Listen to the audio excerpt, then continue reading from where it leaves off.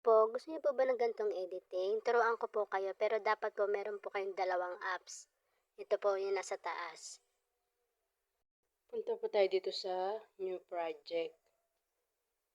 Tapos punta po tayo dito sa photo. Hanap po tayo ng picture na gusto nating i-edit. Kung family.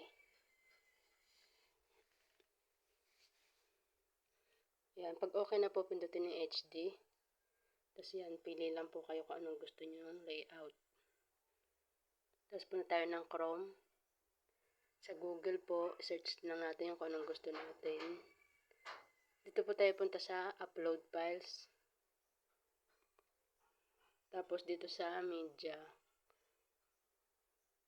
Makita po natin mga picture na gusto natin yan. Para po, pagpasa natin, yung mukha natin ang mai-search doon. Mag-create lang po kayo ng anong gusto nyong image. Kung anong gusto nyong style, ganun po. Tapos pag okay na po, antayin nyo lang po yan. Konting minuto lang, okay na yan. Punta na po tayo sa remake face AI. Yan. Siyempre dahil marami tayo, dito tayo. Hindi tayo sa single face. Tapos yung photo na gusto natin, yan yung kanina. Pili na yan. Antayin na lang po natin yung resulta. Tapos pag okay na yan, yung mukha natin dyan, dito po sa mukha, para po kamukhang kamukha po, yung mukha po natin ang send natin dyan. Yan, ito, yung mukha natin, para kamukhang kamukha po natin lalabas. Tapos yung sa pangalawa. Ganun lang po, ulit lang po siya. Sa pangalawa, yung sa father, yung face niya.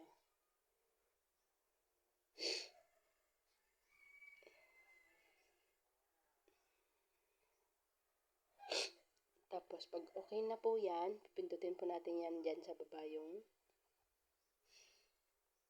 swipe face. Yun. Antayin na lang po natin yung resulta.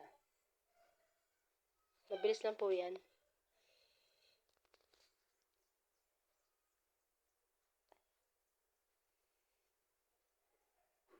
Yun. Okay na yan. Tapos, i-download nyo na lang po pag okay na yan. Pindutin lang po yung download.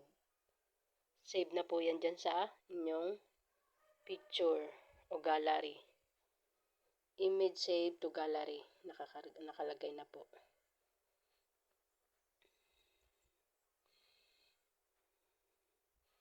Check po natin.